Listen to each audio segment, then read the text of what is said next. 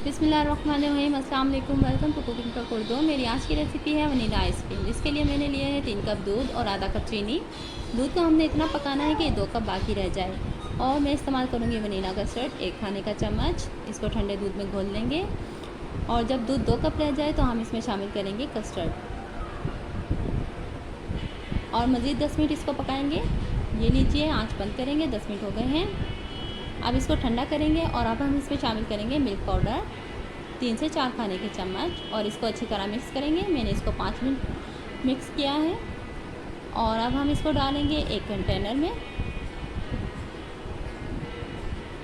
और इसका ढक्कन ढक देंगे। अच्छी तरह इसको कवर करेंगे और इसको फ्रीज़र में रखेंगे 5 से 6 घंटे के लिए। ओवरनाइट भी रख सकते हैं। ये लीजिए, वनीला आइसक्रीम मज़ेदार तैयार है।